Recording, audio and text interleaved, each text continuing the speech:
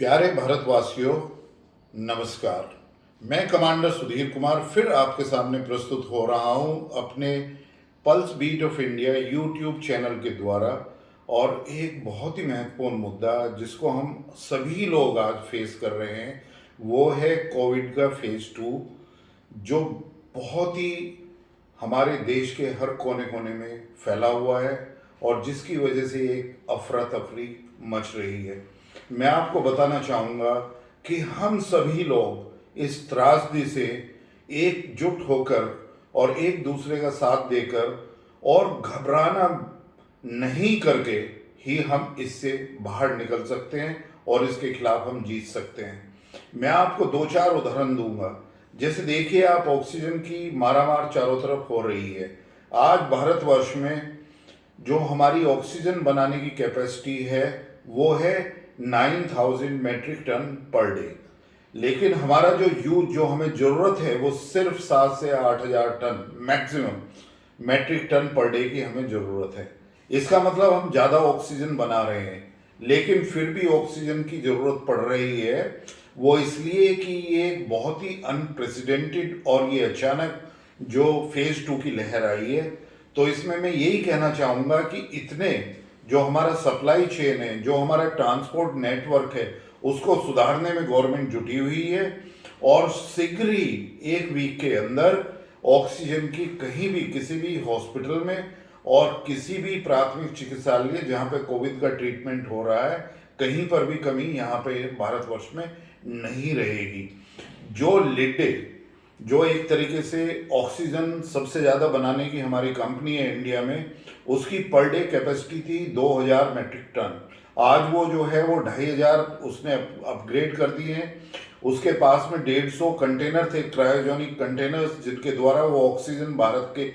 विभिन्न प्रांतों में और डिस्ट्रिक्ट में वो पहुंचाती थी। आज उसने अपने जो दूसरे और 250 जो क्रायोजेनिक जो कंटेनर्स हैं, जो दूसरी गैसों के लिए यूज होते थे, नाइट्रोजन और क्रिप्टोन और आर्गन जैसी गैसों के लिए, अब उनको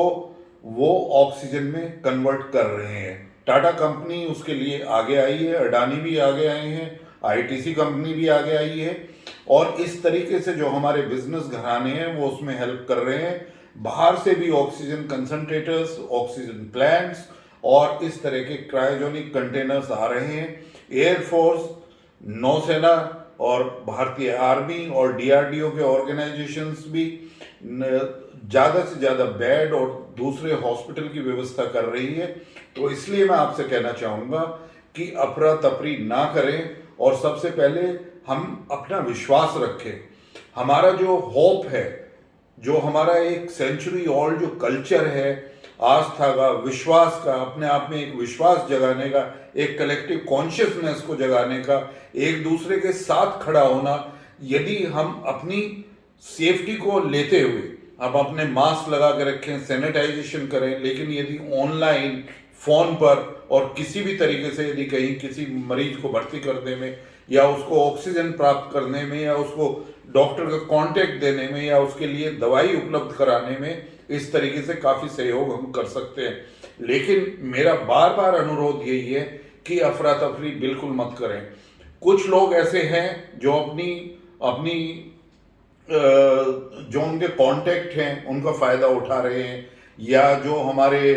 जो विभाग हैं उनके द्वारा सहायता लेकर जिनको हॉस्पिटल की ज़रूरत भी नहीं है वो वहाँ पर अपने रूम बुक करा रहे, वो अपना बेड बुक करा रहे हैं और वहाँ पर वो एडमिट हो गए हैं, जो बिल्कुल गलत है। लेकिन इसमें बहुत ही जल्दी भारतीय गवर्नमेंट जो है उसमें बहुत ही सख्त कार्रवाई करने का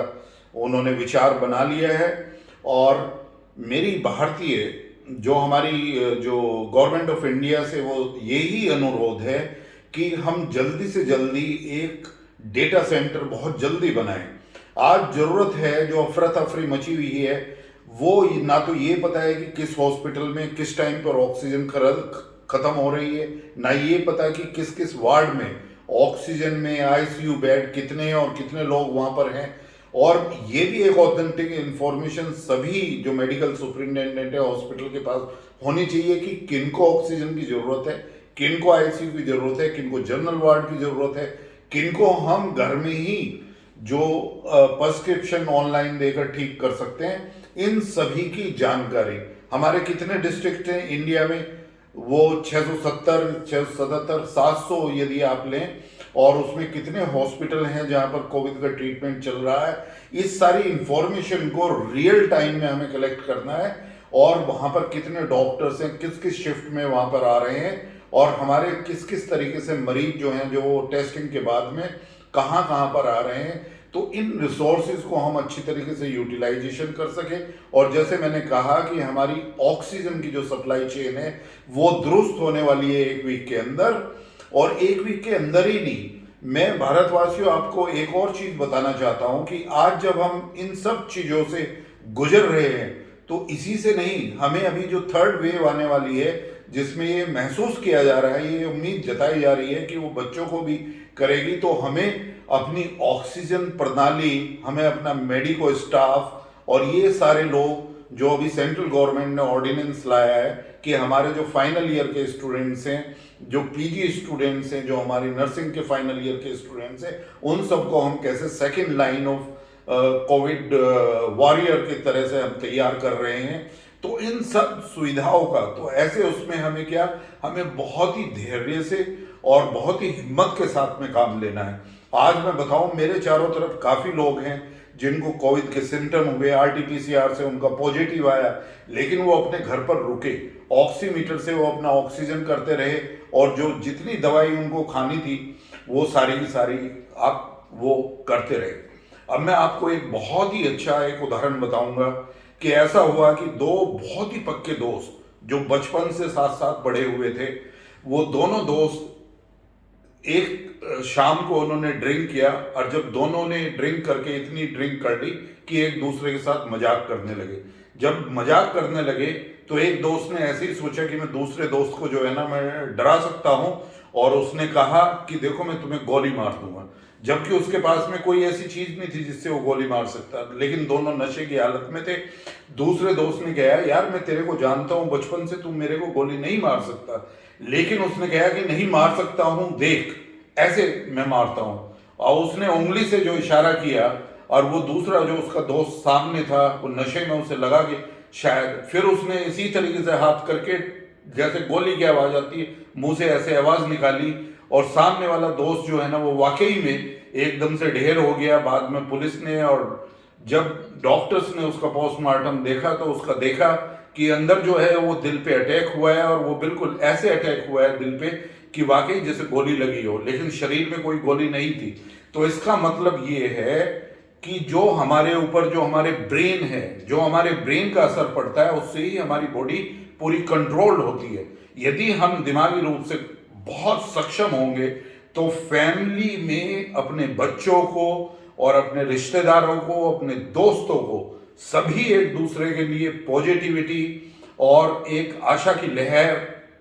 और एक दूसरे के साथ खड़े होने का विचार उनके दिल में पैदा करें, और मेंटली हमें स्ट्रांग होना है। और यदि हम सभी भारतवर्ष एक कलेक्टिव कॉन्शियसनेस के दायरे में आकर मेंटली स्ट्रांग बन जाएंगे, तो मैं आपको विश्वास दिलाता हूं ये बीमारी कुछ नहीं करेगी, और आपको सिर्फ याद होगा फ्यूचर में, और आप उसमें बहुत ही गर्व महसूस करेंगे कि किस तरह से हमने इस सबसे बड़ी महामारी और इस विपदा का जो है ना सफल तरीके से हमने इसका सामना किया, और किस तरह से हम इस वार में जीते। ये इतिहास बनेगा, ये भारत का इतिहास बनेगा गौरवशाली कि हमने किस तरीके से जो सबसे एक बुरी तरीके से जो सेकंड फेज भारत में आया है उसका किस तरीके से सामना किया, और हमारी फ्यूचर जनरेशन को हमने बचाया। तो इसमें यही इंपॉर्टेंट है कि हम अपने ब्रेन का यूज किसी भी ऐसी नेगेटिव लोगों की जो र्यूमर फैला रहे हैं, ब्लैक मार्केटियर्स की रिपोर्टें या ऐसे, इसको अपने बिल्कुल दिमाग में ग्रहण ना करें। कोई भी नेगेटिविटी की बात ना हो, अच्छी तरीके से हम खाना खाएं, और जो कोविड की एडवाइजरी चल रही है, जो हमारे गवर्नमेंट की जो एडवाइजरी है उन्हीं को फॉलो करें। किसी क्वैक के या किसी और तरीके की चीज़ें, या आप इसकी सुनते हैं सोशल मीडिया पे तो वो दवाई लेना शुरू कर देते हैं, दूसरे की सुनते हैं दूसरी दवाई जो लेना शुरू करते हैं। बिल्कुल मत करें। बिल्कुल एक हॉस्पिटल, क्वालिफाइड डॉक्टर और सारी एडवाइजरी आजकल सोशल मीडिया में जो WHO की है, गवर्नमेंट ऑफ इंडिया की है, स्टेट गवर्नमेंट की है, जो हमारे डिस्ट्रिक्ट एडमिनिस्ट्रेशन की या ऑर्गेनाइजेशन की जो इसमें सब मदद कर रहे हैं, उन सब चीज़ों को ध्यान में रखकर। तो फिर एक बार बस फाइनली यही कहूँगा कि आज हमें पूरे भारतवासियों को यूनाइटेड रहने की ज़रूरत है। हमारी गवर्नमेंट ऑफ इंडिया और जो हमारे honourable prime minister of India है, वो बहुत ही अच्छी तरह से इस लड़ाई को लड़ रहे हैं। पूरी दुनिया से उनको मदद मिल रही है, क्योंकि भारत ने उनके टाइम में फर्स्ट फेज में मदद करी थी, वहाँ पर वैक्सीन भेजकर, सारी मेडिसिन भेज के। तो आज वहाँ से उसी तरह की मदद हमें मिल रही है। तो हम इसमें पूरे सक्षम हो रहे हैं। दिन पे दिन स्थिति सुधरती जा रही है और हम सभी भारतीयों को, ज़्यादा से ज़्यादा भारतीयों को हम बचाने में सक्षम होंगे। इसी विचार के साथ मैं आपको शुभकामनाओं के साथ यही कहना चाहूँगा कि दृढ़ इच्छा शक्ति अपने अंदर रखिए और इस कोविड को हराइए। धन्यवाद।